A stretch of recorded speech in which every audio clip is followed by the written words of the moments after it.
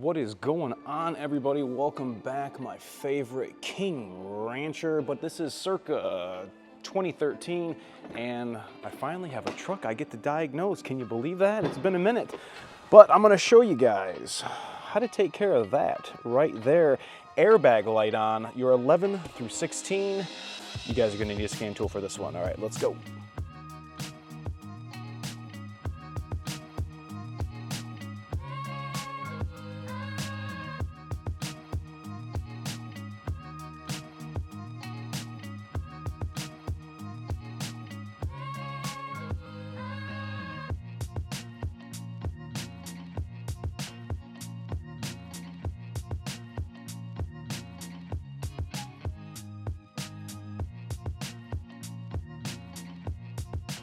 All right, everybody, thanks for coming back and checking us out. Make sure to hit that like and subscribe right here.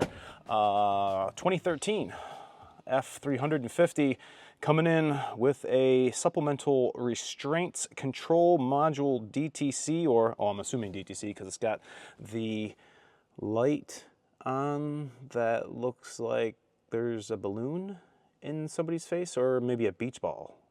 Beach ball? I don't know. Airbag light. So I have the truck in here today with 258,000 miles, VCMing. If anybody knows or can get a deal on a VCM3, I'm super interested in it. I just haven't checked the Rotunda site to check what the pricing is on it, but I did get hooked up from CPG on the VCM2. VCM3, I hope, is gonna be in our future soon. So I have IDS already pulled up. The key should still be on. Let's go down to the self-test.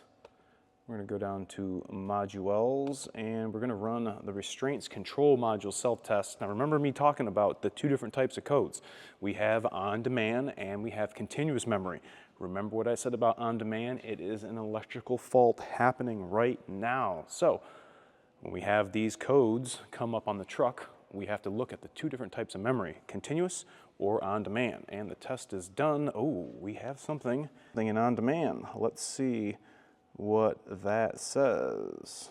Driver frontal stage 1 deployment control, continuous and on demand. Interesting. So I wonder what the Pinpoint test is going to say for that. All right, let's identify the vehicle, copy and paste. Let's hit go. All right, we are identified. Here we are, workshop manual home. Let's go down to the search. We're gonna type B0001. Hit search. You guys can access this all on motorcraft.com. This isn't something that I just have access to. So let's go down to the codes. So here we are. Okay, B000111. What was our failure? Okay, failure 13. Failure 13. Driver frontal stage deployment control circuit open. Let's go to Pinpoint test B and C. All right, so the RCM is actually underneath the center console, and it is continuously monitoring the resistances of all of the seatbelts in the truck. Well, more so the front two, because we have passenger and front driver pretensioner. We have passenger and driver seatbelt pretensioners and 2 airbags up front. So right now we need to be in the range of 219 ohms, and we have to be in the range of 2.19 ohms and 4.08 ohms. And anything outside of that, you can see, may set DTC, may set DTC. So let's see what it's going to ask us to do. Driver circuit open, the RCM measures greater than the desired resistance range between the driver airbag stage 1 circuits, a fault is detected. Okay, so here's the possible causes: wiring, terminal connectors, clock spring, driver airbag, or the RCM. So we're going to take note The SRS component should only be disconnected or reconnected when instructed to do so. So we need to answer this question. B1, ignition on, enter the following diagnostic mode on the scan tool, the RCM. Was this code retrieved right here during an on-demand self-test? Yes, it was. So we're going to answer yes, and it should be telling us to go to B2. All right, B2, enter the diagnostic mode on the scan tool. So let's go back to IDS. We're going to go to data logger. Nope, not live network monitor. Data logger. And we're going to go down to RCM right here. So the PID we're going to be looking for, let's go and clear all these. We're going to go deploy 00R. See at the bottom it says driver frontal stage 1 deployment control resistance. So let's monitor that. Let's go down to the tick mark and see where we're at. Oh, 530, 500. What am I? I'm an idiot.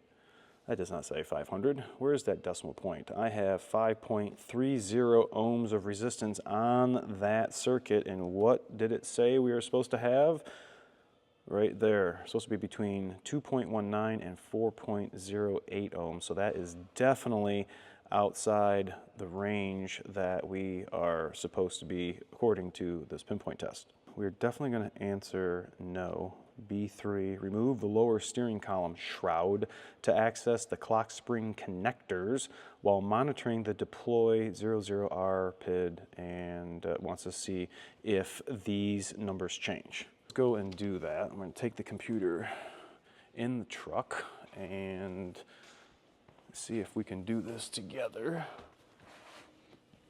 All right. Come on in. Welcome back.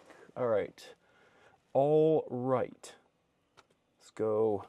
We're going to let's looking at this PID sitting in the truck. Anything happening? Let's see if we can get a steady camera here. Ooh, it went up. 6.45. Ooh. What are we doing? What are we doing? What if we bounce in the seat? Anything? Ooh. Let's get out of the seat. Take my butt out of the seat.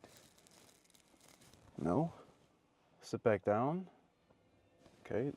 Something's moving. Ooh, I just got a 7. Ooh, I just shook the truck. Let's grab the steering wheel. I'm just going to put my hand on the steering wheel. What? Let's move it a little bit. Oh, I think we found an issue here. Look how much I'm turning the steering wheel. Look at the PID change. Very interesting.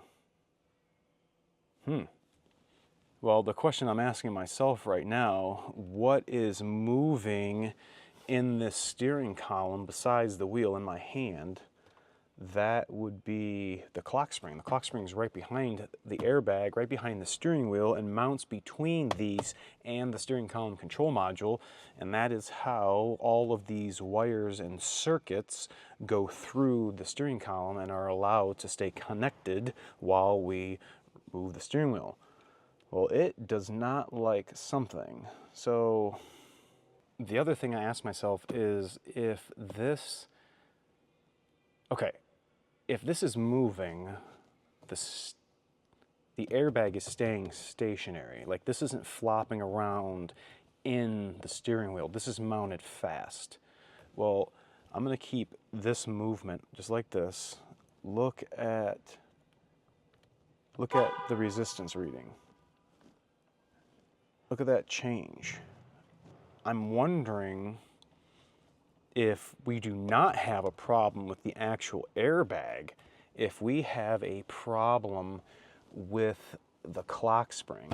I'm hitting the steering wheel. What about if we hit the horn? No change. Okay, oh, it went to 65 there. I think I think we might have something going on with this clock. Okay, you know, I just thought of something. All right, if we failed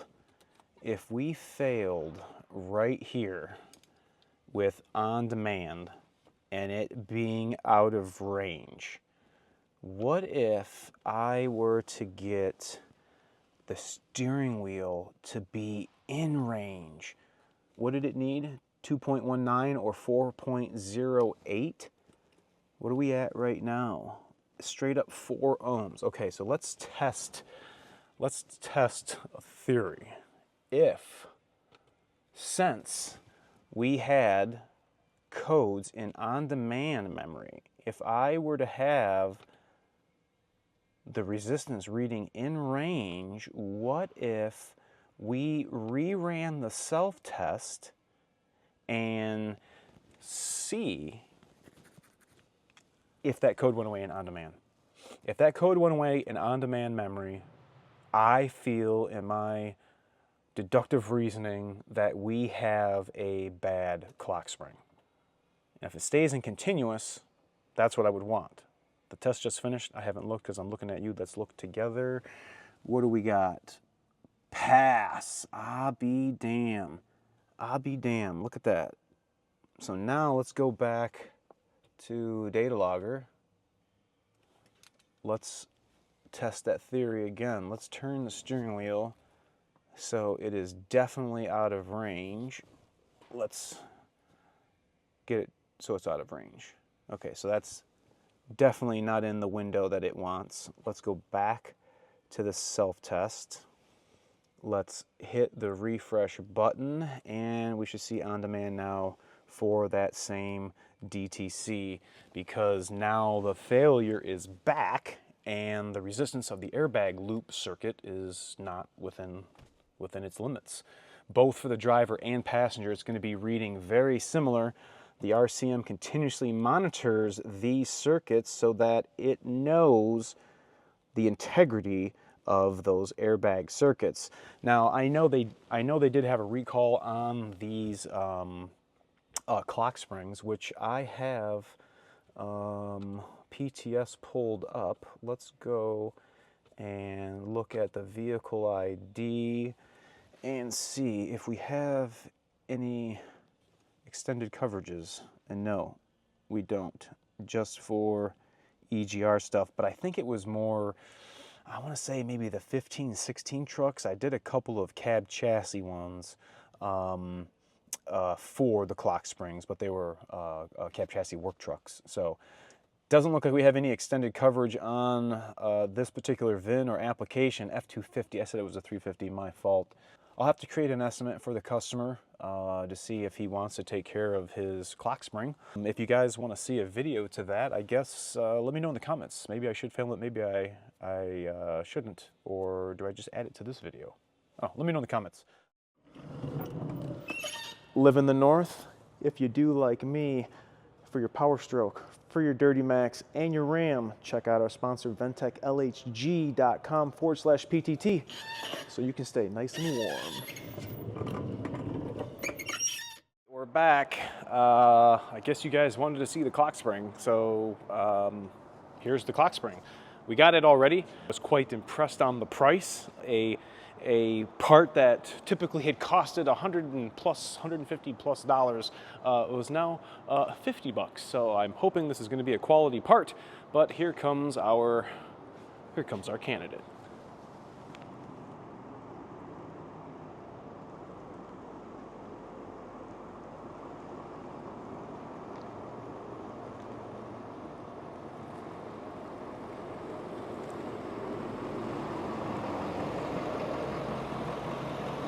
Clock spring repairs coming at you.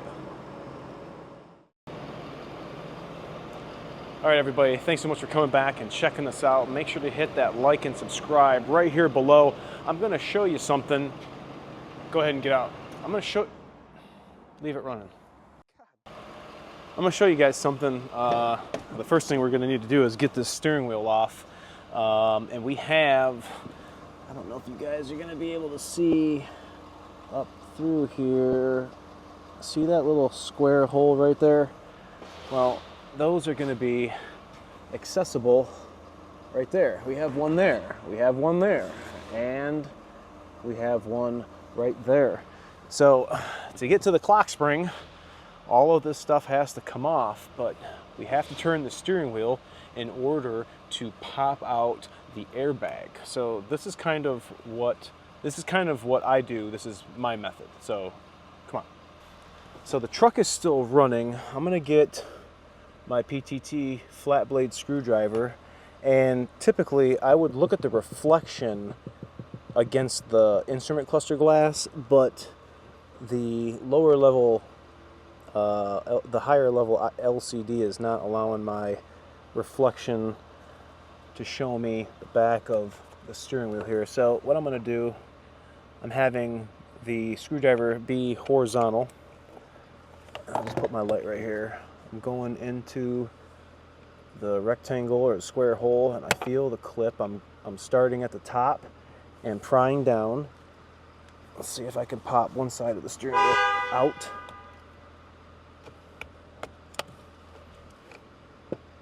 It's just a little easier to do it with the truck running. Hold on, hold on.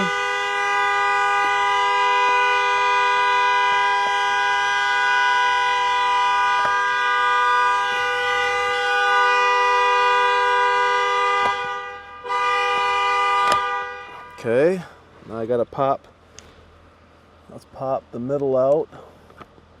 All right, I think, nope, I thought I had the little pin. There we go, okay. I haven't moved. See where the airbag is coming out of the steering wheel? See where my chest is? See where my face is? Like, that's how far it's popped out.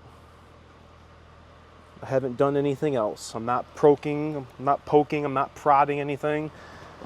My steering wheel needs to go to the left so that we are right side up.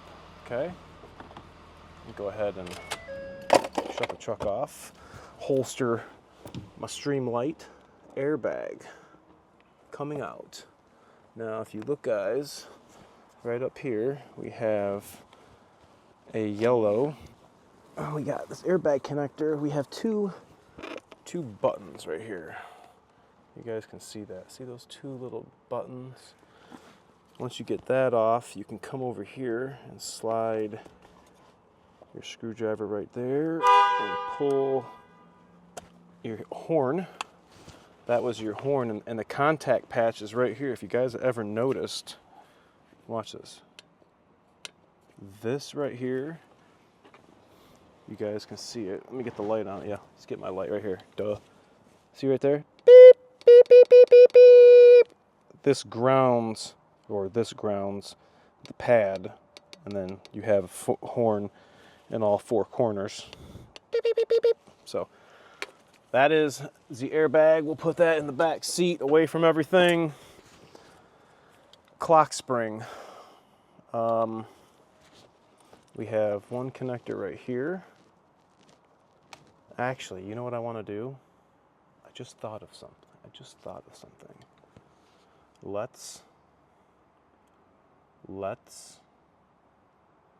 Let's plug this back in. Plug it back in. Let me go get IDS. We'll just set this right in here like we don't care about the horn. Okay, VCM plugging in. See those nice flashing yellow lights. Okay, I'm gonna go to previous session. I'm gonna turn the keys. Yeah, well, I got out. Right here, we got the last 3 of the VIN 760, yesterday's truck. Got it. Let me go to the toolbox. Let's see if I can do this upside down. Let's go to the toolbox. Let's go to data logger. Let's go to modules. Let's go to HVAC. Now, you guys remember the PID that it wanted you to look at, the deploy 00_R. So let's go over here and clear everything. I believe, why do we go to HVAC? I was just working on an HVAC vehicle. Oh my gosh, I'm an idiot. RCM, duh. Restraints control module. Go over here, clear everything again. Okay, deploy 00R. Let's hit the tick mark. Let's see where we're at. What was it at yesterday, remember? And now it's, as we're messing with it, it's failed within range. Well, I guess let's turn the key off, get back to what we know is already wrong with it. I guess we'll just leave this here. Go ahead and pop this back out. Two little buttons right on each side of the connector. We have a steering wheel connector that's going through to the clock spring. I'm going for the T50. The 50 cal. Okay. Steering wheel is going to pull right off. Put that in the back seat. Now we have a couple of little doohickeys here. Doohickeys here. No big deal. We have the use of a 5.5. We have 3 5.5s holding this monstrosity together.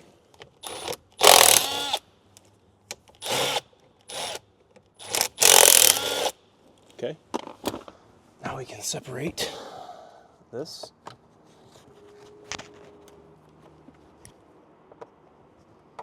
There we go. There we go.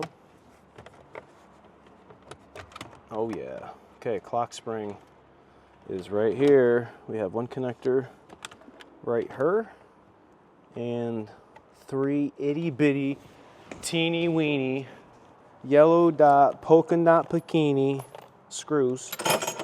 They're super small, but it goes right to the clock spring. Clock spring right to steering column control module. It's the smallest ports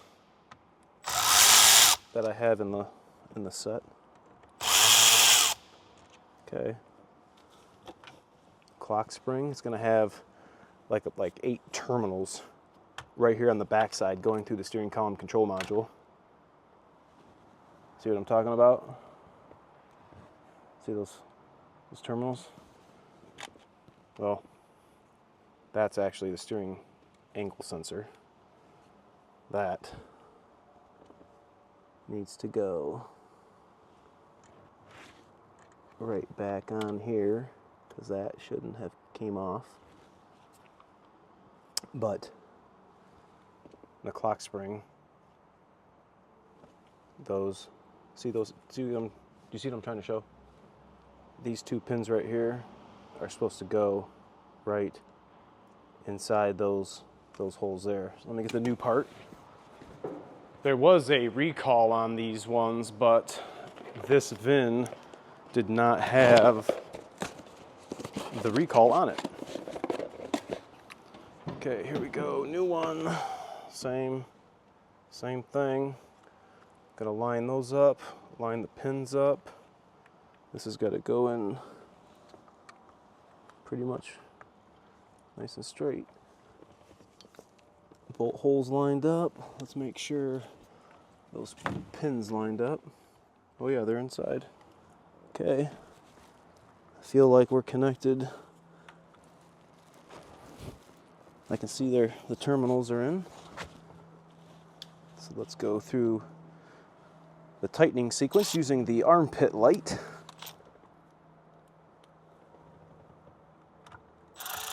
No, this is not a lug nut. Don't go gorilla on it.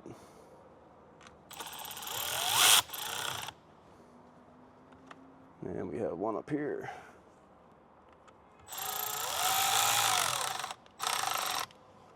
Almost looks like we could have had a 4th one here at some point in time for a different application, but there's the clock spring. That's in. plug this bad boy in. Let's close the clamshell, making sure we get the backside looped. Feels like it's in correctly. Okay, I like it. I like it. Oh, nope. There we go. Fit this guy back down in here. There we go. Okay, I like it. Seems all nice and flush. Let's go ahead and put our 5.5s back in. We're going in blind.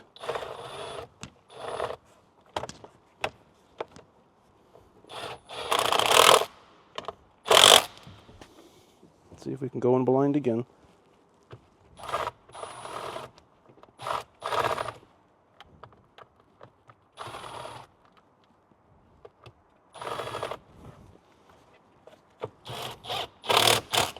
Had to put it in the hole first.